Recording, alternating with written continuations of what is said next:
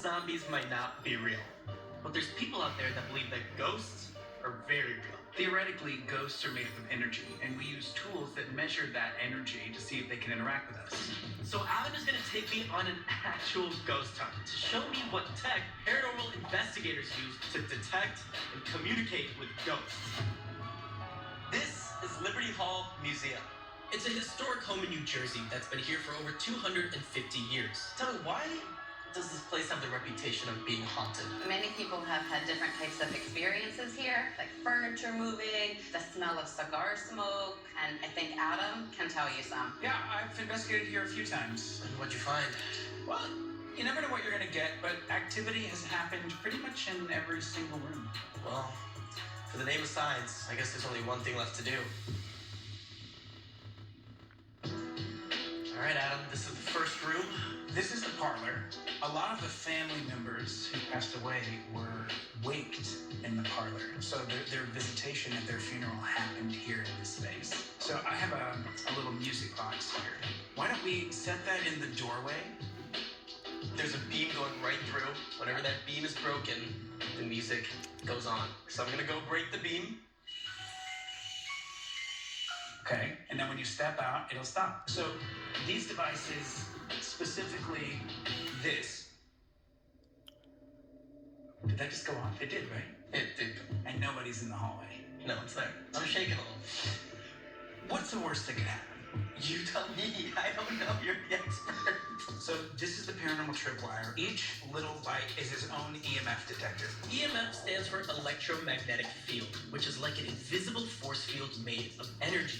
The energy comes from things like magnets or electrical power sources. But some believe that this energy can also come from ghosts. So something I just realized, you said these calculate electromagnetic field. I have a smartwatch on. This emits it, correct? Sure. So if I do this, Yep, exactly. The device reads what it says it reads. But that's why we also either keep our electronics off or away from the vicinity of the equipment so that we don't get any false readings. so first there will be two devices out current.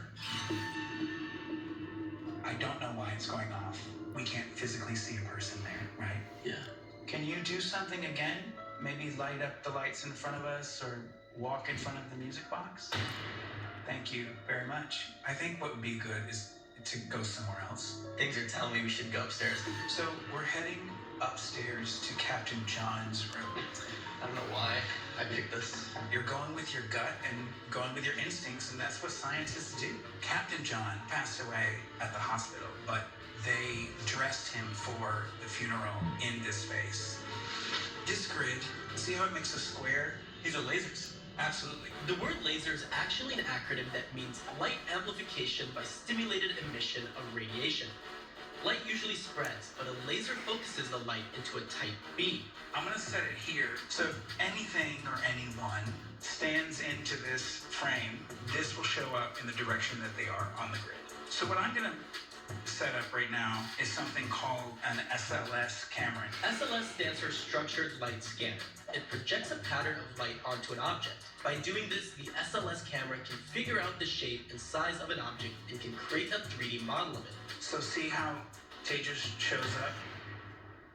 Did you see all of that? Yeah. If I'm not mistaken, there is a stick figure to your right. Tejas, reach out your left hand. Okay, reach out and see. Will you touch my friend's hand? I don't know. Can I play with that? Yeah, here.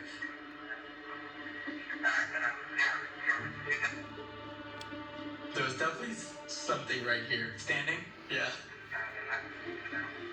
It's right. So, whoa. He's probably annoyed. Should we go? What do you think about this experience? What's your thoughts? You know, at first I was skeptical because I didn't know any of the tools.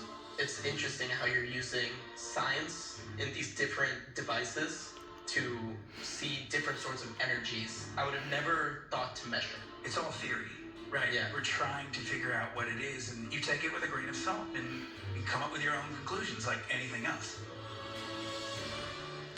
So, did I actually just see ghosts, or were these all just glitches in the tools? Well, some people believe in ghosts, and other people don't. But the one thing both sides believe in is technology. And as these tools continue to evolve and get better, we'll use them to answer these big questions and to find out what's real and what's not. But in the meantime, it's up to you to decide.